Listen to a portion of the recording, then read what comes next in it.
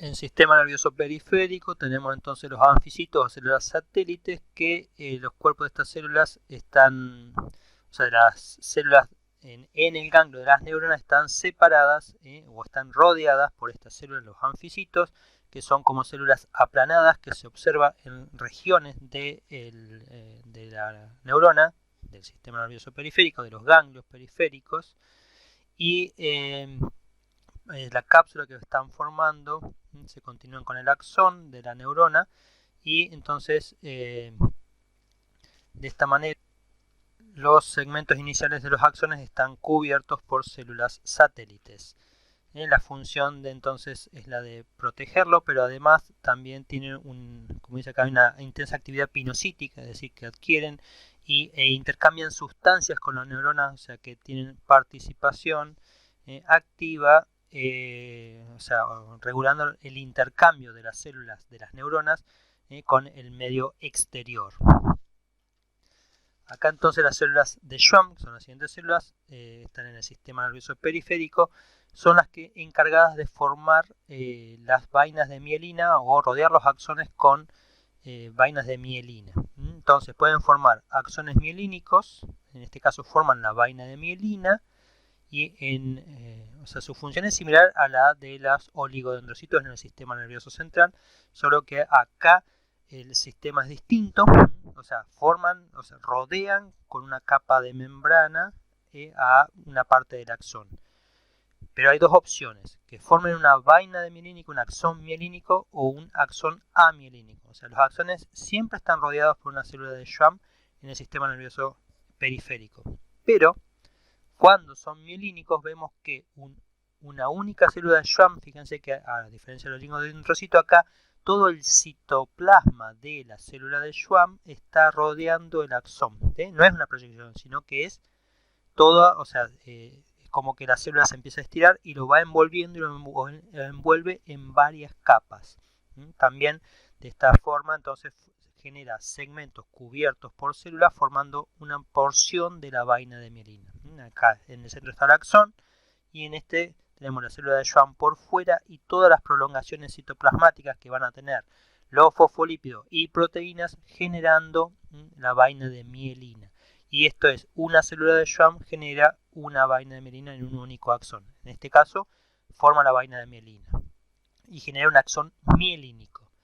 Ahora, puede ocurrir la segunda opción, que una célula de Schwann forme o aísle muchos axones sin que los rodee. Simplemente lo rodea con su citoplasma sin darle varias vueltas, ¿sí? Sin hacer esa envoltura que hace en el caso de generar un axón mielínico.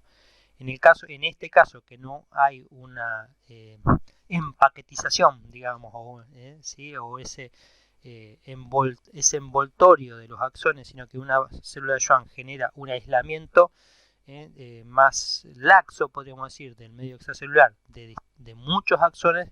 Esto genera lo que se los llaman los axones no mielinizados. Entonces las células de Schwann pueden generar axones mielínicos o axones amielínicos dependiendo del tipo de envoltura que hagan.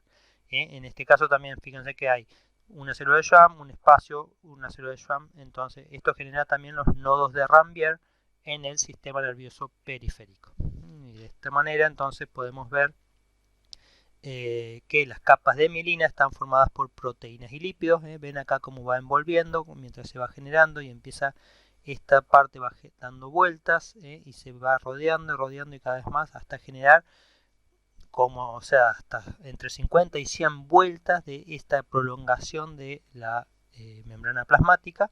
Entonces todas esas envolturas generan un aislamiento bien eléctrico, muy estrecho, y genera un microambiente en el axón, o sea que permite que no haya intercambio eléctrico en esta zona que quedó rodeada por la vaina de mielina con respecto a las zonas donde no hay vaina de mielina.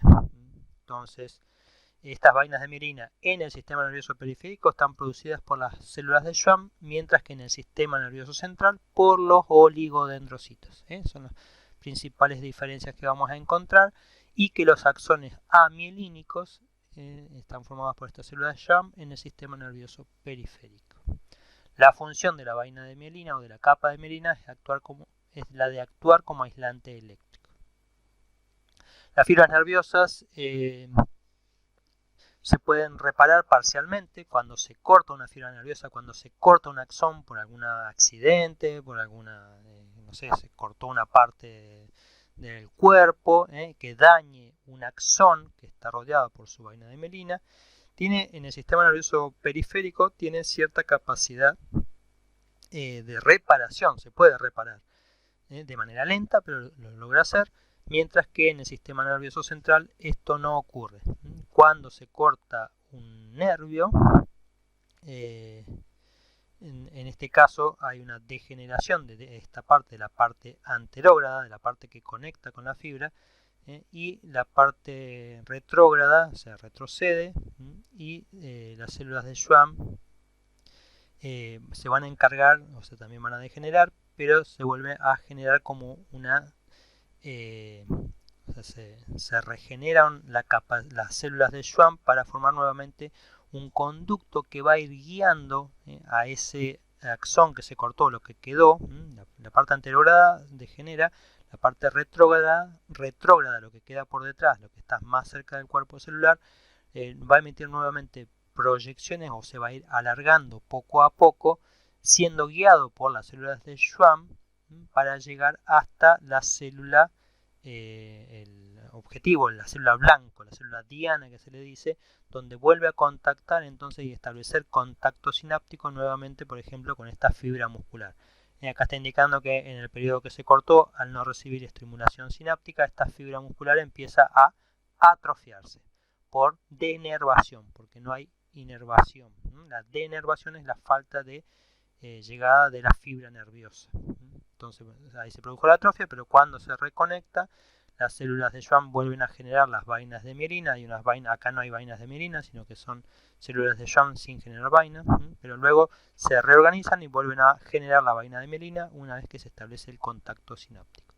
En el sistema nervioso central, estos oligodendrocitos, los equivalentes a las células de Schwann, no pueden generar este direccionamiento, y por otro lado se genera una pérdida de la vía, y de esta manera, o sea, una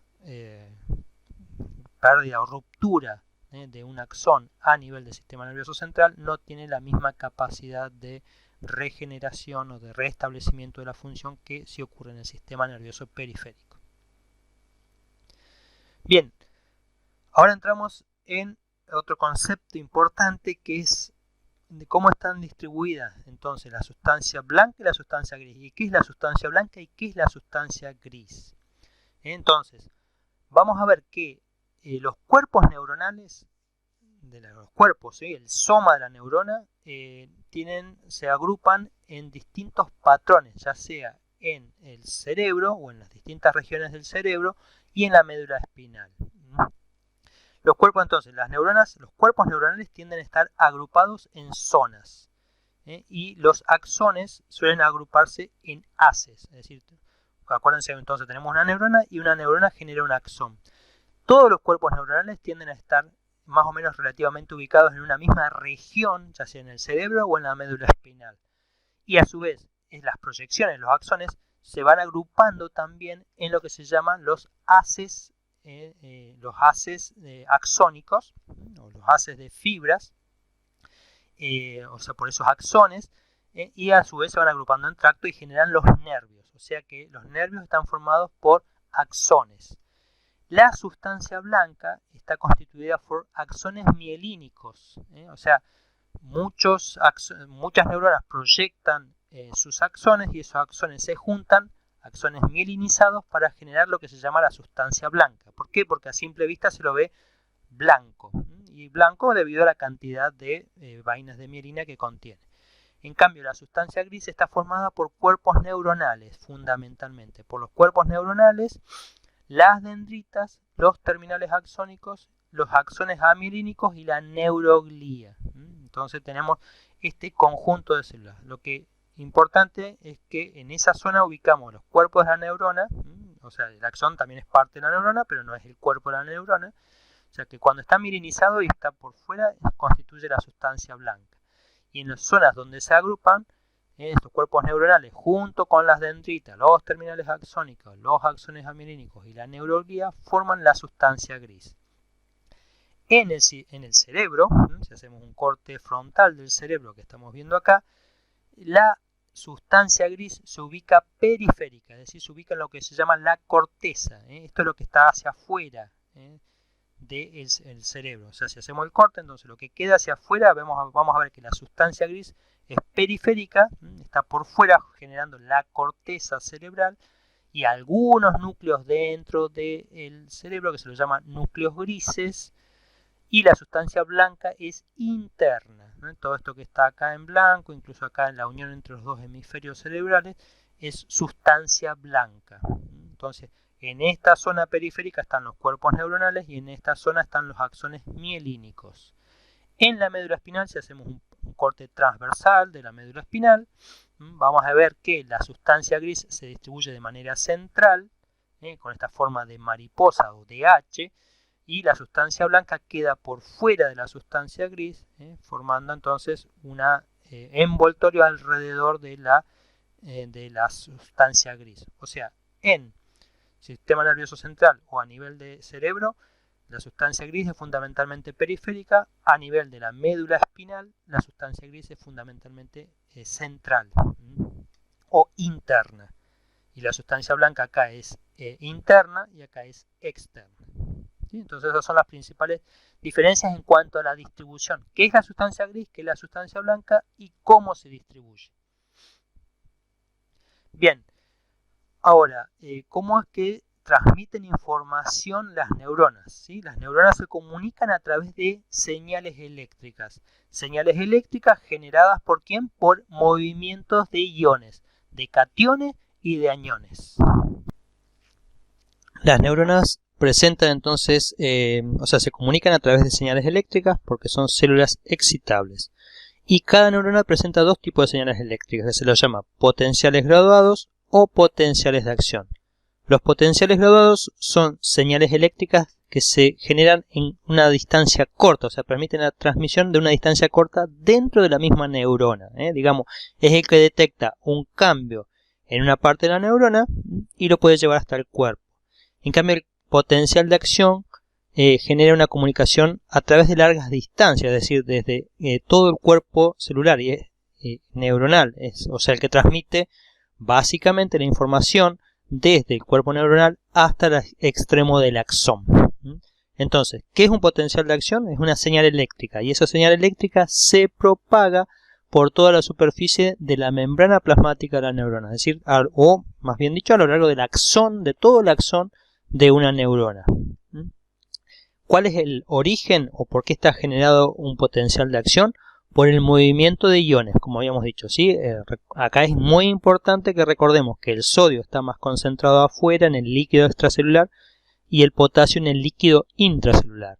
Entonces, si un potencial de acción está generado por el movimiento del sodio hacia adentro y del potasio hacia afuera. En estos, a través de canales iónicos que se va alterando. O sea, acá por ejemplo nos está mostrando la integración que puede haber entre potenciales graduados y potenciales de acción. Nosotros cuando queremos escribir o queremos agarrar un bolígrafo, ¿sí? En los dedos percibimos en el tacto, a través de un receptor sensorial, la textura del bolígrafo y cómo estamos agarrando o sentimos que estamos agarrando un bolígrafo.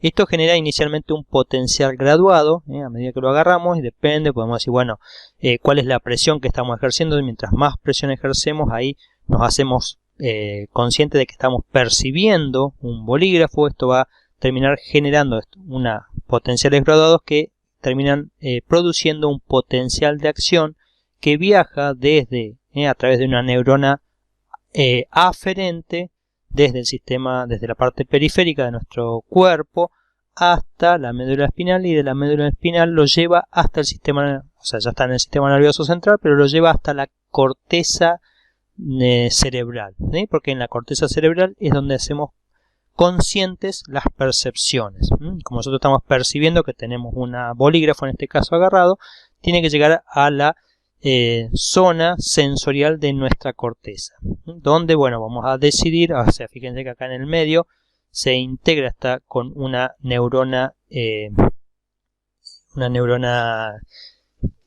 ¿cómo se llama? Intersináptica, una neurona de integración, una interneurona, acá en este punto 3, entonces que va a transmitir la información desde la médula espinal hasta nuestra corteza, donde, pasando por zonas de relevo, donde pasamos de una primera interneurona a una segunda interneurona hasta llegar a la corteza, se produce esa asociación, podemos decir, bueno, este es un bolígrafo y podemos percibir si es rugoso, si es fino, si es angosto, las distintas percepciones que genera nuestro tacto. Y luego, si nosotros queremos escribir, en la zona de la corteza motora se va a generar una señal, se va a estimular esta neurona que va a transmitir su impulso nervioso a través de un potencial de acción, baja desde la corteza cerebral hasta la médula espinal, pasando por está saliendo del sistema nervioso central hacia el sistema nervioso periférico, el sistema nervioso somático, hasta llegar a los músculos de la mano, donde va a dar la orden precisa, o en coordinación con varias zonas cerebrales, que tienen que coordinar este movimiento para que nosotros podamos escribir lo que pensamos que queremos escribir. O sea, la integración se produce acá, entre la zona sensorial que está agarrando el bolígrafo y la zona motora que está moviendo la mano para escribir lo que nosotros tenemos en nuestra corteza cerebral a través de las neuronas de integración, y voluntariamente qué es lo que queremos hacer o mover ese bolígrafo con nuestra mano. De esta manera se integran las señales y funcionan los potenciales graduados y potenciales de acción, es decir, cómo se está transmitiendo la información. Fundamentalmente va inicialmente a través de potenciales graduados que se transforman en potenciales de acción y se van transmitiendo esos potenciales de acción. Acá hay una transmisión. Se va a activar esta neurona a través de un potencial graduado, que si la activación es muy intensa genera un potencial de acción, y así sucesivamente, hasta volver al punto del movimiento muscular.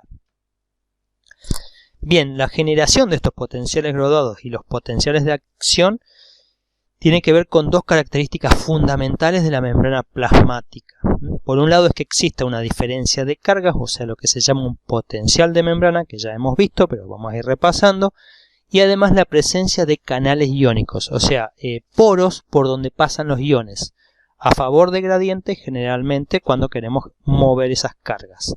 Entonces, la presencia de los canales iónicos es fundamental, y hay 4 tipos de canales iónicos. Se llaman canales pasivos, es decir, que son poros que directamente permiten la entrada y salida de iones dependiendo de su concentración. Luego tenemos los canales activados por voltaje, que son canales como este tipo, que tienen una compuerta o una puerta y que cuando cambia el potencial de membrana se activan. Entonces hay el potencial de membrana, los cambios en el potencial de membrana generan la apertura de esta puerta. Luego tenemos canales activados por ligandos, que son canales que cuando funcionan a través de como receptores, o sea, unen por ejemplo, un neurotransmisor, y esa unión del neurotransmisor genera la apertura de la compuerta, también tiene una puerta. Y están también los canales accionados mecánicamente, que son canales asociados a la membrana plasmática, y cuando se produce un estiramiento o una rugosidad o un cambio en la membrana plasmática porque percibimos algo, tocamos o se estiró algún músculo, ese canal pasa desde el estado cerrado al estado abierto. Es decir, tiene una compuerta que es accionada por tracción mecánica, o sea, un estiramiento, por ejemplo, o un acortamiento. Entonces, esos son los tipos de canales iónicos que podemos encontrar. Entonces, canales iónicos pasivos y regulados por ligando. El ejemplo de los canales pasivos son los canales de potasio, es decir, donde el ion potasio, que recordemos que está más concentrado adentro que afuera, entonces es un canal que cuando por este canal, ¿qué va a pasar? Pasa el potasio desde adentro de la célula hacia afuera. Acá tenemos en amarillo el citosol y en celestito el líquido extracelular. Estos son canales pasivos. Ahora, los dependientes de ligando, vemos acá, en este caso está actuando esto que es rojo, un ligando, que puede ser por ejemplo la acetilcolina. Cuando se une este compuesto, este ligando, genera la apertura del canal, entonces los iones pueden circular a favor del gradiente. En este caso los iones sodio entrar y los iones potasio salir. Entonces algunos ejemplos son los de acetilcolina, que están en las dendritas o en los cuerpos de las neuronas. Bueno, y hay diversos ejemplos. Eso depende del neurotransmisor que esté involucrado en un canal determinado, y ya iremos viendo algunos. Sí, pero entonces tenemos un canal pasivo, es algo que permite la entrada o salida.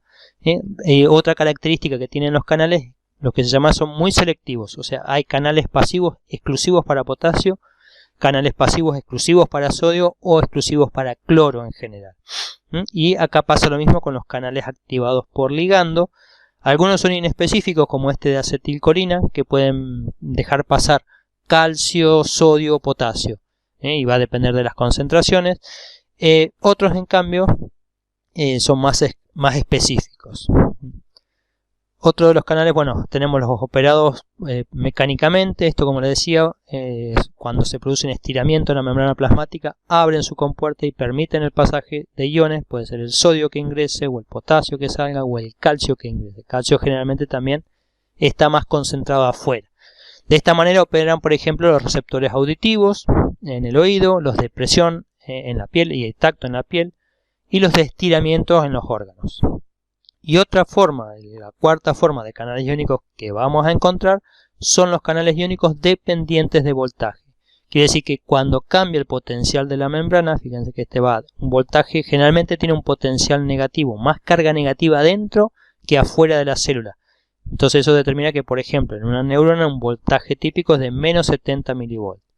Cuando pasa a menos 50, se depolariza, este canal se abre y permite el pasaje, por ejemplo, en este caso, de potasio que va a salir. Entonces, todos estos canales, los operados por voltaje, están muy presentes y son fundamentales para la transmisión o la propagación del potencial de acción en los axones. O sea que en los axones encontramos fundamentalmente canales iónicos activados por voltaje. Mientras que en las dendritas y en los somas vamos a encontrar más que nada los otros tipos de canales activados por ligando y los pasivos. Mientras que los canales mecánicos activados por estiramiento, por ejemplo, están más presentes en los receptores de órganos, en las zonas periféricas. Decíamos entonces que el origen de la excitabilidad de las neuronas está determinado por su potencial de membrana en reposo. Es decir, el potencial de membrana, o la energía o la separación de cargas que tenemos entre el líquido intracelular, o sea, el citosol, y el líquido extracelular, genera una diferencia de potencial, porque hay más cargas negativas dentro de la célula que fuera de la célula. Entonces, obviamente, las cargas positivas van a tender a entrar y las negativas a salir, al ser positivo, ¿no? Y a su vez eso está manejado por la concentración de iones que haya tan dentro y fuera de la célula. Por esta razón, por más que las cargas sean negativas, el potasio, al estar más concentrado adentro, tiende a salir, y el sodio entra a favor del gradiente porque tiene cargas negativas y además está más concentrado afuera. Entonces, si no existiera esta diferencia de cargas, no existiría la excitabilidad de las neuronas. O sea que la capacidad de generar potenciales de acción o graduados de una neurona depende de esta diferencia de cargas. Y esta diferencia de cargas está generada por, hay más iones, hay diferencias iónicas entre el interior, entre el citosol y el líquido extracelular. Entonces, siempre recordemos que el sodio está más concentrado afuera y el cloruro, y en el citosol encontramos potasio, el fosfato y los aminoácidos, las proteínas. Las proteínas fundamentalmente tienen una carga negativa y las proteínas no pueden pasar por los canales iónicos en general ni salir de la célula. Por esta razón, estas proteínas cargadas negativamente tienden a generar una carga negativa en el interior celular, como podemos ver acá, o alrededor de la membrana plasmática en su cara citosólica, es decir, en su cara intracelular. Mientras que en la cara extracelular quedan rodeando todos estos iones sodio por fuera, que hay más sodio fuera que dentro, y hay más cargas positivas afuera que adentro. Y además, bueno, tenemos los iones cloro, pero la diferencia neta de cargas hace que haya más cargas negativas dentro de la célula y más cargas positivas fuera de la célula. Entonces, la mayoría de los aniones no pueden abandonar la célula, sobre todo las proteínas, y además una proteína fundamental que para generar esta diferencia de cargas es la sodio-potasio ATPasa. ¿Se acuerdan que la bomba de sodio qué hacía? Saca 3 sodio y mete 2 potasio. Entonces, fíjense que está sacando 3 cargas positivas y metiendo 2 cargas negativas a través del consumo de ATP. Entonces, esa función desigual en cuanto a las cargas se dice que es electrogénica, ya que genera que haya una carga positiva adicional en el líquido extracelular con respecto a el citosol. Entonces genera una diferencia de cargas. Saca iones, si bien los iones son distintos, pero a nivel eléctrico queda una carga positiva afuera y una carga negativa adentro, ya que sacó una carga positiva por fuera. Entonces, el potencial de membrana, que es la diferencia de cargas que hay entre el interior y el exterior, está generado por tres eventos, 3 sucesos. Por un lado es que las proteínas no pueden salir fácilmente, entonces quedan cargas negativas dentro de las células.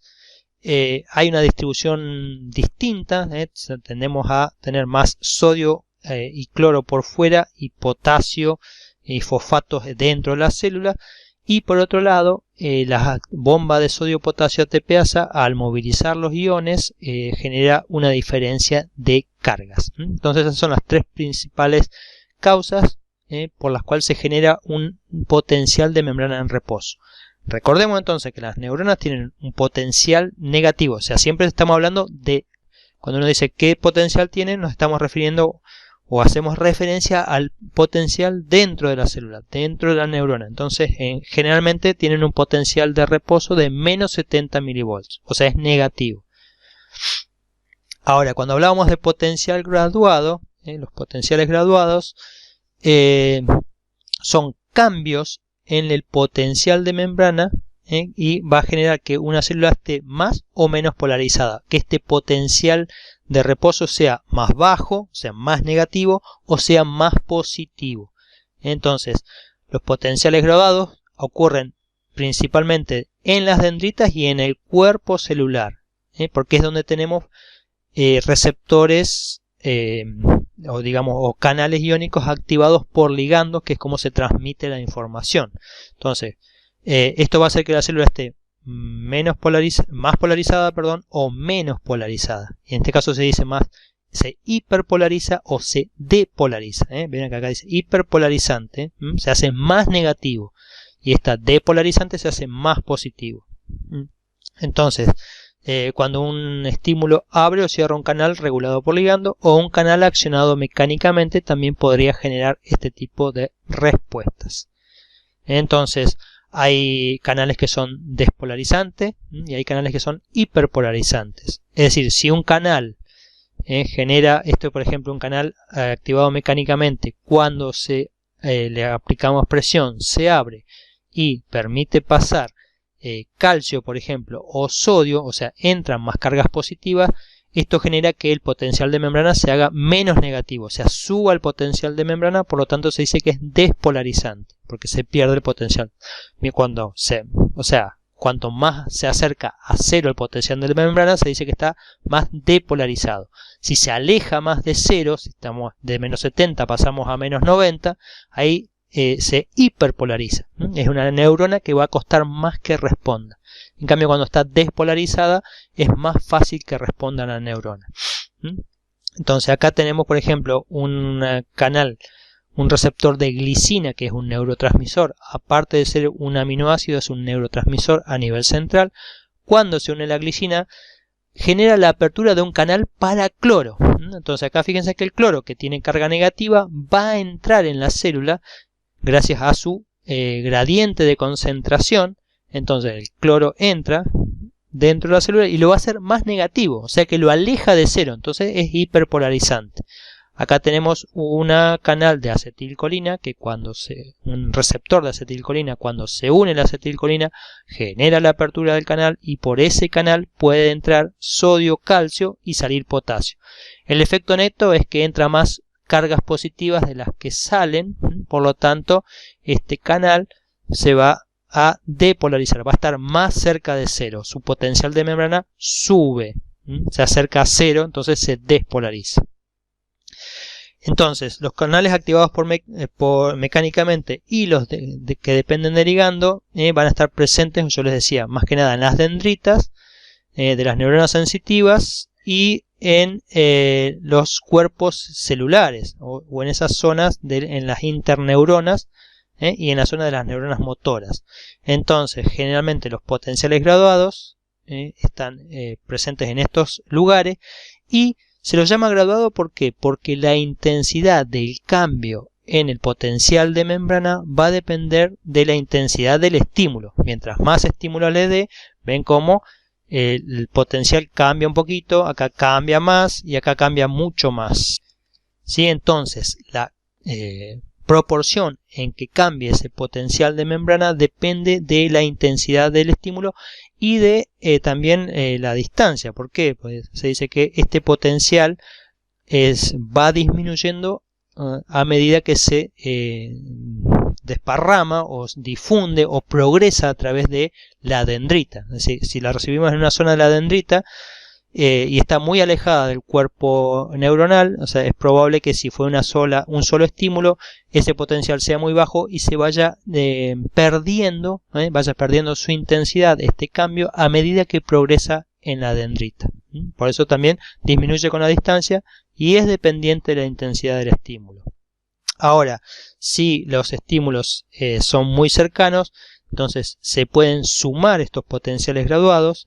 Tenemos un primer estímulo y le damos un segundo estímulo en un plazo corto. Vamos a ver que el potencial de membrana cambia de manera aditiva, se suman esos cambios y entonces el potencial de membrana se aleja mucho más, o sea, es mucho más intenso si sumamos esos dos estímulos. Entonces eso se llama la sumación de los potenciales graduados.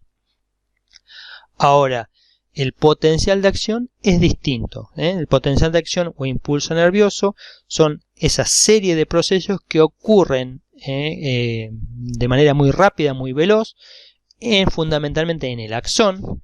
Esto antes, los potenciales graduados ocurren en las dendritas o en los cuerpos celulares. Ahora, el potencial de acción ocurre a lo largo del axón. Entonces, son cambios muy rápidos que ocurren y lo que ocurre acá es que hay una reversión del potencial de membrana. Entonces, rápidamente el potencial de membrana se hace cero o incluso positivo y luego vuelve a su potencial de reposo. Entonces, hay un cambio brusco en el potencial de membrana que se transmite a lo largo de todo el axón y luego vuelve a cero. Y tiene varias fases. Tiene una primera fase despolarizante, una fase de repolarización, y en esas fases se abren y se cierran canales regulados por voltaje. Antes eran canales regulados por ligando o canales activados por estiramiento. Acá tenemos canales regulados por voltajes. Entonces se van abriendo de manera secuencial canales de sodio y de potasio, y eso hace que haya un flujo iónico de entrada de sodio, de salida de potasio en distintas etapas del potencial de acción. Y están presentes en la membrana del axón, en todo esto, y en los terminales axónicos. Y el impulso nervioso siempre va a ser desde el cuerpo neuronal hacia el terminal axónico. Acá estamos viendo un poquito en detalle qué está pasando. Fíjense que la transmisión, digo, va desde esta parte donde inicia el axón hasta la terminal sináptica, y eso siempre ocurre en ese sentido, no puede volver hacia atrás. ¿Por qué? Porque los canales, fíjense que acá tenemos el potencial normal de reposo, y en esta zona donde viene el potencial de acción entró el sodio, que incluso hace que en esta zona sea positivo, y sea positivo el potencial de membrana, es decir, dentro de la célula, y se haga negativo fuera de la célula. Es una zona muy limitada del axón, y nuevamente después ya entran a salir las cargas y se restablece el potencial de membrana. Es decir, esta parte negativa sigue avanzando mientras que detrás se viene restableciendo el potencial de membrana a negativo adentro y positivo afuera. Entonces, el potencial de acción. ¿Qué es un potencial de acción? Es un cambio rápido en el potencial de membrana. Y ese potencial de membrana se propaga a lo largo de todo el axón en una única dirección, desde el cono axónico hasta la terminal sináptica. Es unidireccional. Entonces, decíamos que consta de varias fases. Tiene una fase, o sea, acá tenemos en violeta el potencial de reposo. Cuando le llega el estímulo, vamos a ver que hay una fase entonces que se empieza a depolarizar, y esa depolarización tiene que llegar hasta un punto umbral, es decir, el potencial de membrana comienza a subir hasta que llega a un punto que se llama umbral, y a partir de ese umbral ahí es cuando ahora se llega a la fase depolarizante, donde se abren los canales de sodio, entra sodio y el potencial de membrana ven como rápidamente sube, incluso se hace positivo. Esto se debe a que están entrando iones sodio. Luego viene la fase repolarizante, donde se abren los canales de potasio dependientes de voltaje. Como el potasio está más concentrado dentro, lo que pasa ahora es que salen cargas positivas. No son las mismas cargas positivas que entraron. Entraron cargas positivas mediadas por el sodio. Y ahora salen cargas positivas mediadas por el potasio. Porque esos canales son muy específicos. Son canales que solo permiten el pasaje de sodio y solo permiten el pasaje de potasio. Entonces acá está entrando sodio, acá está saliendo potasio, con lo cual se hace más negativo nuevamente y se restablece el potencial de membrana. Entonces acá incluso llega una fase que se llama la fase de hiperpolarización, donde se hace negativo el potencial de membrana, mucho más negativo que el potencial de reposo, y luego se activan las bombas de sodio-potasio, y así entonces entra a salir sodio, entra potasio nuevamente y se restablecen las concentraciones iónicas, porque en esa zona donde se produjo el potencial de acción, entonces los iones, la composición de iones quedó alterada, y esa composición iónica se restablece gracias a las bombas de sodio-potasio. Entonces, el potencial de acción en esta zona, cuando se está generando acá, llegó al umbral, se origina en la zona gatillo. Es decir, que en la zona del cono axónico o la zona de gatillo tiene que alcanzar el potencial umbral. O sea, tiene que despolarizarse hasta llegar al umbral, que habitualmente es menos 55 milivolts en la gran mayoría de las neuronas, aunque bueno, puede variar.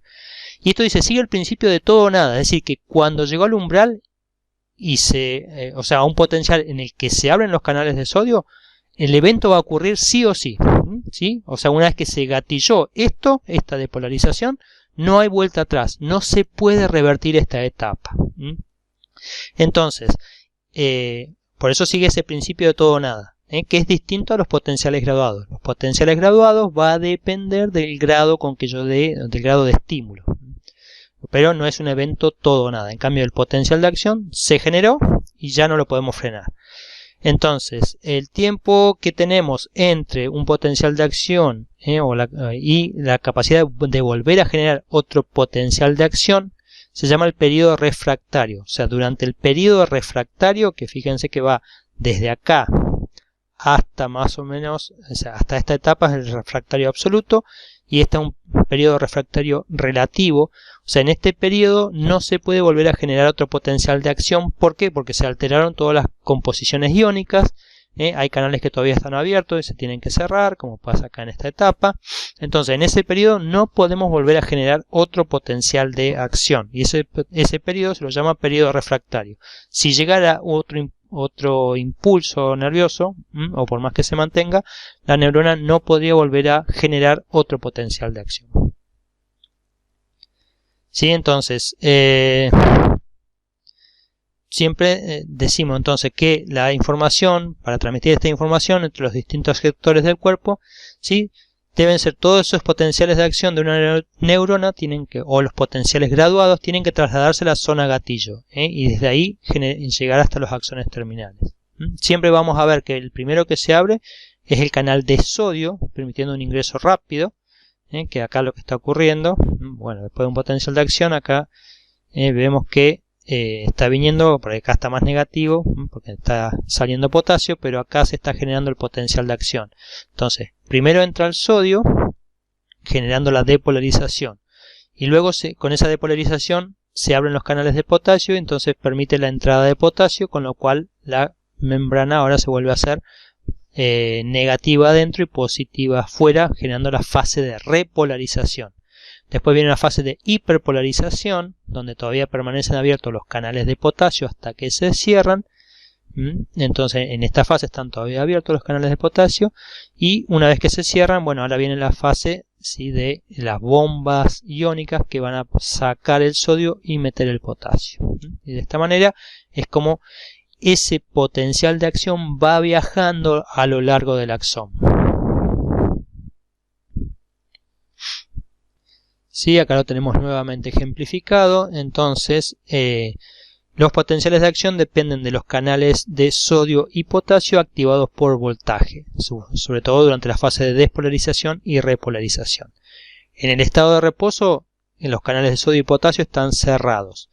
Cuando comienza a despolarizarse la membrana plasmática hasta llegar al umbral, cuando llega al umbral, entonces se abren las compuertas de los canales de sodio y vamos a permitir un pasaje, una entrada rápido de sodio, con lo que igual genera la despolarización de la membrana plasmática. ¿Sí? Esto, entonces, al llegar a un determinado grado de despolarización, se abren los canales de la compuerta de los canales de potasio activados por voltaje, y se van cerrando los de los canales de sodio. Entonces, al abrirse esta compuerta y cerrarse, dejan de entrar sodio y comienzan a salir cargas positivas mediadas por el potasio. O sea, sale potasio, salen cargas positivas. Durante esta fase de repolarización sigue saliendo potasio hasta que, y estas compuertas siguen cerradas. Acá tenemos, porque tiene una compuerta de inactivación.